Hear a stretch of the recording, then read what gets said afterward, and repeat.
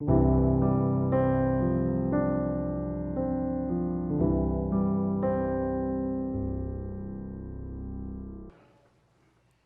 우리가 그런 말 많이 합니다. 사람이 변하나 안 변하나. 어떤 사람은 사람 변한다 그러고 어떤 사람은 안 변한다고 합니다. 그런데 여러분은 어떻게 생각하세요? 변하긴 변하는 것 같아요. 근데 변하기가 힘든 것 같아요. 변하긴 변합니다. 어떻게 하나? 거울 앞에서 저는 매번 그런 생각하거든요. 야, 거울 앞에서 너도 변했는데 누군들 안 변하겠냐 이런 생각하니까 변하긴 변하는 것 같습니다. 예수님을 만나기 전에는 절대 그런데 안 변합니다. 예수님을 만나면 절대 안 변할 것 같은 사람이 변합니다. 오늘은 예수님을 만나고 변한 사람들의 이야기를 해보려고 하는데 시간이 되는 만큼만 하도록 하겠습니다. 말씀을 듣고 오늘 예수님을 만나서 여러분도 변화를 받고 그래서 예전과는 닮을 살아가는 그런 은혜가 여러분 모두에게 또 저에게 있으시기를 주님의 이름으로 축원합니다. 예수님을 만나기 전 동방 박사들이 나옵니다. 동방의 박사들, 와이즈맨, 아주 현자인데 이 현자는 마귀라고 하는 점성술가였어요. 별을 보고 뭐 예언도 하고 점도 치는 점성술가. 그 동방 박사들이 어느 날 별을 보고 메시아가, 유대인의 왕으로 나신 메시아가 났다고, 그것을 깨닫고 그 메시아에게 경배하기 위해 움직였다. 그게 이제 오늘 이야기의 시작입니다. 동방 박사가 우리는 연극할 때 또 우리의 머릿속에는 동방 박사 세 사람이라고 우리가 기억하고 있지만 오늘 본문에 동방에 있는 박사들 복수로 쓰였지만 3명인지 4명인지 수십 명인지 모릅니다. 어쨌든 복수로 쓰인 이 동방 박사들의 무리가 예수님을 만나기 위해 떠났다. 그리고 우리는 선극을 할 때 예수님의 탄생 때 동방 박사가 찾아오셔서 뭐 황금과 유황과 몰약을 이렇게 전달하는 그런 연극을 많이 하지만 사실은 예수님이 탄생하고 한 2년 정도 지난 뒤 같아요. 왜냐하면 여기 2절 보시면 유대인의 왕으로 나신 이가 어디 계시냐 이렇게 돼 있죠. 완료로 써 있거든요. 나신 이, 이미 나셨어요. 나실 이가 아니라. 그러니 동방박사 세 사람도 아닌지도 모르는 동방박사들의 무리가 예수님을 만나러 간 것은 예수님이 탄생하고 난 이후 한 2년 정도 지나지 않았을까. 그것을 왜 그렇게 또 생각하냐 하면 헤롯이 박사들의 얘기를 듣고 유대인의 왕으로 나신이라는 소리를 듣고 자신의 자리가 위태로운 줄을 생각하고 아이들을 죽이죠. 2살 이하의 아이들 다 죽여버립니다. 거기서 또 우리가 알 수 있는 것은 그렇지, 예수님이 탄생하신 이후에 동방의 박사들이 찾아온 거구나라는 것을 알 수 있습니다.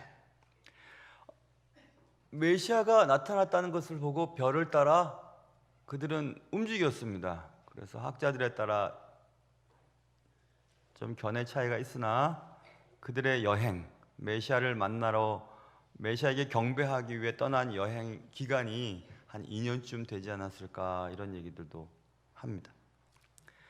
적어도 2년 이상 수고하고 고생하고 예수님을 만나기 위해 왔던 동방 박사들, 여러분들 가운데 지금 교회 다니신 지 한 1년 혹은 좀 몇 달 되신 분들은 내가 아무리 다녀도 교회와 나는 안 맞는 것 같아 라고 하시는 분이 계시다면 적어도 한 2년 정도는 다녀보세요.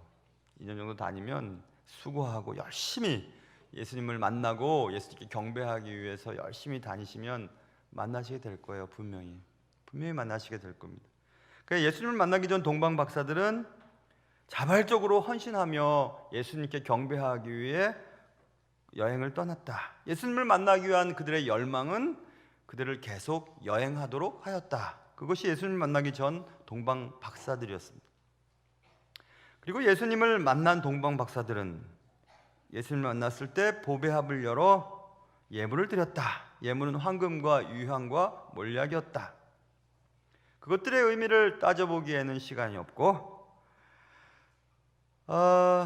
헤롯이 아이들을 죽이는 16절 2살부터 그 아래로 다 죽이는 그런 엄청난 사건이 벌어질 때 주의 사자가 요셉에게 현몽하여 이르되 13절 애굽으로 피신하라 라고 말했습니다. 요셉이 아기를 데리고 가족들과 함께 애굽으로 피신했을 때 황금과 유황과 몰약을 팔던지 사용하던지 외국에 가 있을 동안에 사용했을 것이라고 생각이 듭니다. 소중한 것을 준비해서 예수님께 드린 그것을 가지고 예수님은 피신하셔서 그 시간들을 보내실 수 있으셨습니다. 우리가 믿음이 자라려면 예수님을 만날 때 여러분의 소중한 것들을 드려보세요. 그러면 신앙이 확 자랍니다. 그게 꼭 재물로 생각하지 않아도 여러분의 인생, 시간, 요즘에 소중한 것들, 여러분에게 소중한 것들을 주님께 드리시면 주님이 그거 잘 사용하십니다. 예수님을 만난 동방 박사들은 그렇게 예수님께 소중한 것을 드렸습니다. 성경에도 내 보물이 있는 그곳에는 내 마음도 있다고 말씀했으니까 여러분 한번 생각해 보세요. 저처럼 이제 대단한 건 아니지만 저의 삶을 주께 드린 이런 사역자들이 주께 더 매달리지 않겠어요? 여러분 그렇지 않겠습니까? 그럴 것 같은데요. 다른 어떤 방법이 있고 생계 유지 수단이 있는 것 아니고 일하면서 살고 일하면서 살아가는 저 같은 사람이 좀 낫지 않겠습니까? 그렇게 완전히 매여 있는 것 말입니다. 여러분의 보물은, 여러분의 시간은, 여러분의 소중한 것들을 주께 한번 드려보시기 바라요. 그러면 주님이 분명히 좋은 것을 갚아주십니다. 예수님을 만난 동방 박사들은 그렇게 주님 앞에 엎드렸습니다. 그리고 예수님을 만난 후 동방 박사들은 이제 다른 길로 고국으로 돌아갔다. 12절에 써 있죠. 그들은 꿈에 헤롯에게로 돌아가지 말라 지시함을 받아 다른 길로 고국에 돌아가니라. 그 동방 박사들은 별을 보고 점을 쳐서 움직이는 분들이라고 했지요. 그런데 이제 꿈에 헤롯에게로 돌아가지 말라는 지시함을 받고 다른 길로 고국에 돌아갔다 이렇게 써 있습니다. 그들은 이제 점성술이 아닌 하나님의 인도함을 받는 사람들로 바뀌어 버려요. 여러분이나 저나 예수님을 만나면 뭔가 달라지기 시작하는데 그 달라짐은 전환이라고 하는 단어로 우리가 이해할 수 있습니다. Change mind, 우리의 마음이 달라지고 Change way, 길이 달라지는데 방법이라고도 해석되죠. 삶의 방식도 달라지게 됩니다. Change life, 그래서 우리의 삶이 달라지는 겁니다. 그리고 예수님을 만나면 사람이 달라지는 게 바로 이것 때문에 그렇습니다. 분명히 자신의 생계나 자신의 삶의 정체성이라고 믿었던 별을 연구하며 움직였던 그들이 이제 주님을 만난 뒤에 주님의 말씀을 따라 움직이는 사람들로 바뀌어버렸습니다. 분명히 같은 사람이었는데 다른 길로 가는 사람이 되어버렸습니다. 예수님을 만난다는 것, 교회를 다닌다는 것, 신앙생활을 한다는 것은 삶이 달라져야 됩니다. 말도 달라지고 자녀들에게 하는 것도 달라지고 배우자에게 하는 것도 달라지고 직장생활도 달라지고 내 삶 자체가 달라져야 됩니다.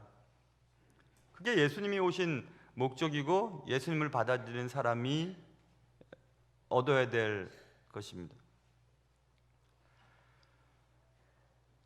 어떤 아들이 아버지에게 그동안 잘하지 못한 것이 미안해서 이번에는 아버지께 좋은 선물을 해야 되겠다 싶어서 무엇을 하면 좋을까 많이 생각을 했더랍니다.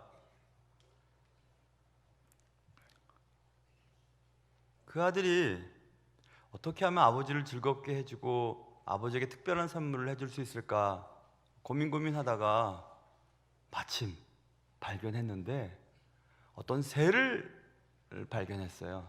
앵무새인데 그 앵무새가 자그마치 5개국어를 하는 앵무새였습니다. 물론 이제 뭐 여러 가지 얘기를 하지 못했겠죠. 뭐 좋은 아침, 뭐 굿모닝, 뭐 구텐 모르건, 뭐 봉주루, 뭐 이런 얘기 했겠죠. 또 뭐가 있죠? 일본말은 뭐예요? 오하이오 그건가요? 오하이오? 그리고 또 뭐 이런 거 뭐 이런 얘기 했겠죠. 한 5개 국어. 그래서 이제 아버지에게 보냈답니다. 아버지를 깜짝 놀라게 하려고. 그리고 참 그 앵무새는요, 저처럼 다리를 하나 들고 노래도 부를 수 있었대요. 노래도. 대단한 앵무새를 이제 보내서 아버지가 기뻐할 것을 생각하고, 아버지에게 반응이 없어서 아버지에게 연락을 했더라고 써 있습니다. 여기 보면, 아버지, 내가 보낸 내 선물 어때요? Dad, did you get my gift? 이렇게 물어봤더래요. 그러자 그의 아버지가 대답했습니다. 물론 받았지, 아들아. 이제 아들이 대단한 거 아닙니까, 여러분? 그 앵무새가 10,000불이었대요. 1,000,000원짜리. 있는 집 여러분들은 전혀 안 놀라시네요. 저는 새 한 마리 1,000,000원, 이게 진짜 있는 얘기 제가 써놓은 거예요. 그래서 어떤 제가 텍사스에서 어떤 신문에 나온 얘기, 크리스천 신문에 나온 얘기. 그래서 물론 받았지 아들아 하고 막, 그래서 이제 아들이 아버지가 얼마나 좋아했을까 싶어서 물어봤답니다. Well, Dad, how did you like it? 그러니까 아버지 그거 어땠어요? 하고 물어봤어요. 그럼 이제 한쪽 다리를 놓고 노래를 부르고 5개 국어를 하고 막, 그래서 아버지가 너무 좋을 줄 알았죠. 그래서 막 어떤 대답이 나올까 기다렸는데 아버지가 대답을 했습니다. 그거 진짜 맛있던데? 이렇게 얘기했대요. 잡아먹어버렸대. 그 10,000불짜리를. 여러분, 이것은 선물을 준 자의 목적을 몰랐던 것 아니겠어요? 하나님께서 그의 아들을 이 땅에 보내셔서 우리에게 선물을 주신 목적은 단지 성탄절날 즐거워하고 선물을 나누고 그냥 뭐 노래 부르고 뭐 그런 게 아니에요. 성탄절날 하나님께서 그의 아들을 선물로 주신 이유는 예수를 믿고 예수로 말미암아 변화를 받기를 바라시는 겁니다. 지옥으로 가는 인생이 예수를 믿고 천국으로 가고, 하나님의 자녀가 아니었던 자들이 예수를 믿고 하나님의 선물인 예수를 믿고 하나님의 자녀가 되는 그 목적 때문에 하나님 그 가치 있는 그 아들을 보내셨습니다. 그러나 인간은 예수 그리스도를 잡아 죽였죠. 사랑하는 성도 여러분, 하나님께서 우리에게 주신 이 선물, 성탄의 이 선물은 예수님입니다. 예수님을 만난 자는 무조건 변하게 되어 있습니다. 여러분이 지금까지 살던 삶의 방식에서 완전히 달라진 인생을 살게 되어야 합니다. 말도 달라지고 삶도 달라지고 여러분 표정도 달라졌으면 좋겠어요. 우리 교인들 가운데 예수님을 잘 믿는데 표정이 너무 어두운 분들이 계세요. 표정도 한번 연습해 보세요. 그래서 표정도 달라지고 주님이 원하는 그런 삶을 살아갈 수 있는 귀한 여러분과 저의 삶이 되기를 주님의 이름으로 축원합니다. 기도하겠습니다. 하나님 아버지, 같은 사람이나 다른 길을 갈 수 있는 유일한 방법은 하나님이 우리에게 주신 선물인 예수 그리스도를 받고 믿고 그의 뜻대로 사는 것임을 배웠습니다. 이제 정말 우리는 다른 삶의 방식으로 살아갈 수 있도록 도와주옵소서. 예수님의 이름으로 기도합니다. 아멘.